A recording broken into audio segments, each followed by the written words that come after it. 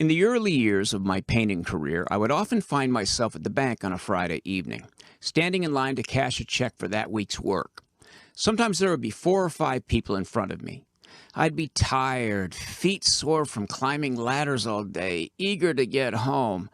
What the hell is going on up there? But then after a while, I'd look over my shoulder and realize that 6 or 8 people were now standing behind me. Suddenly, I felt better, even a little bit sympathetic. At least I didn't have it as bad as them. Nothing had changed except my own perspective, my own sense of proportion.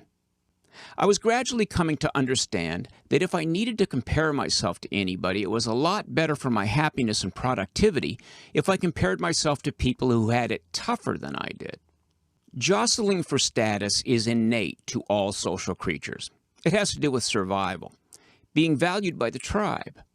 It seems to me that the only way to stay motivated and happy is to be aware of something better, something to strive for, but just as aware of how much worse it could be. Desire for some sort of gain, be it financial or personal or even spiritual, is necessary for growth, but gratitude is necessary for peace of mind. Like most important areas of life, it's a balancing act. Sadly, a lot of people have figured out how to profit from other people feeling screwed over. Whether it's the advertising industry selling us emotional fixes that we don't need and can't afford, or the political party that uses the oppression narrative to keep a bitter focus on what is wrong while ignoring how much better every American has it than his or her grandparents did. People who only think about how far back they are in line and never about how far forward they are in that very same line will vote for whoever promises to jump them to the teller's window and hand them some money. We live in a very inclusive country, at the safest, most peaceful time in all of human history, and large segments of society are waging war on gratitude.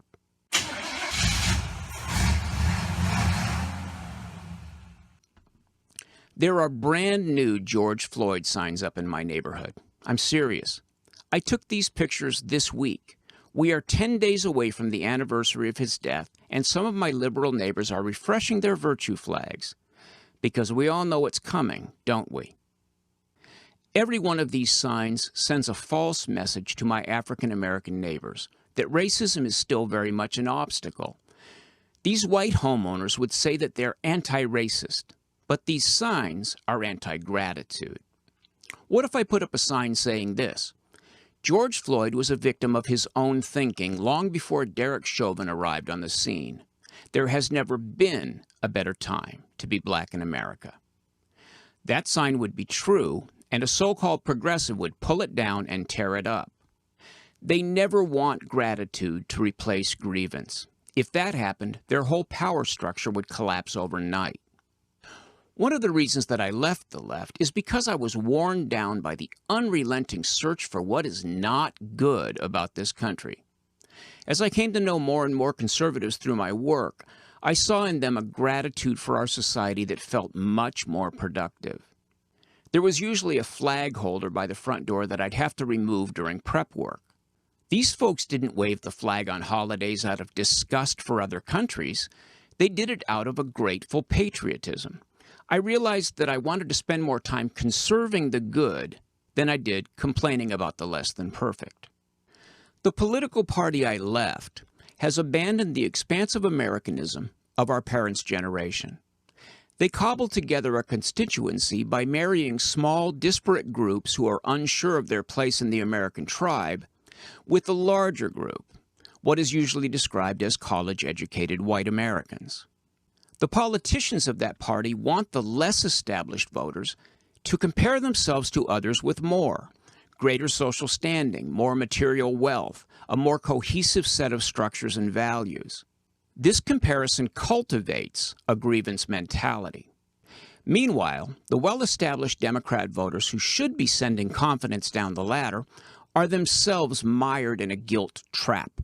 Every election cycle, they are made to feel embarrassed about themselves, their skin color, their good parents, the results of their own hard work and discipline.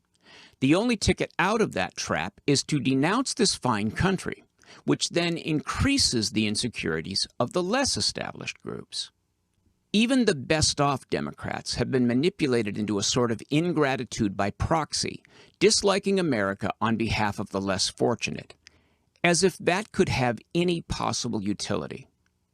It's a political con job, plain and simple. It's dishonest and immoral.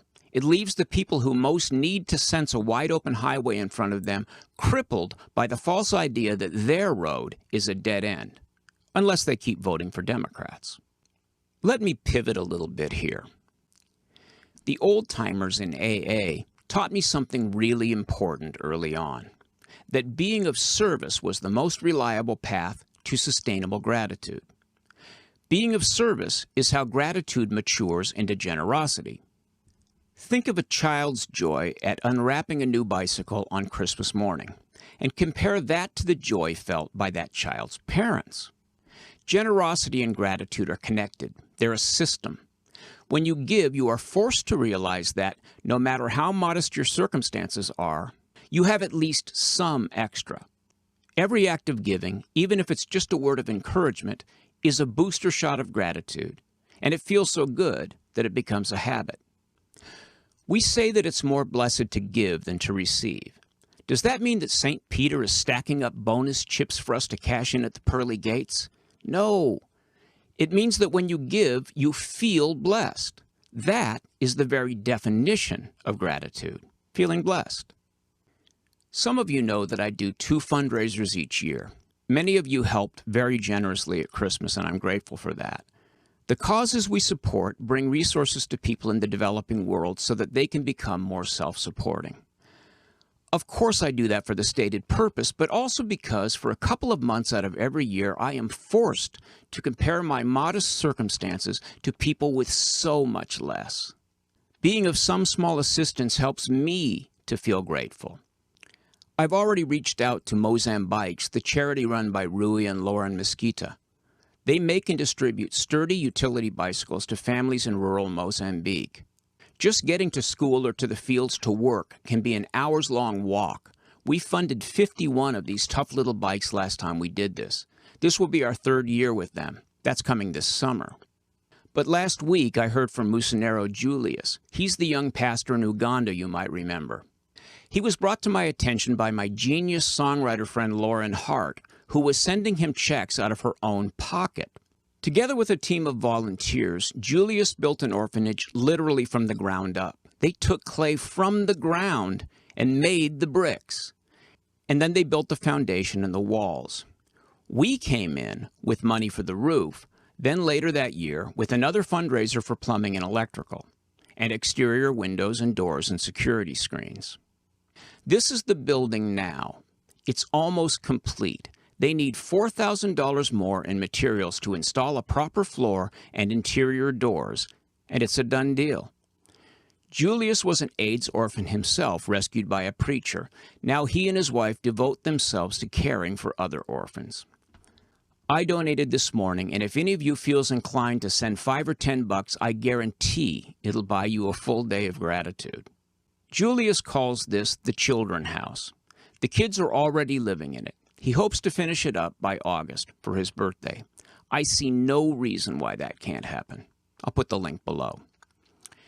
Can a person tap permanently into the groundwater of reciprocal goodness and somehow expand gratitude into a way of life?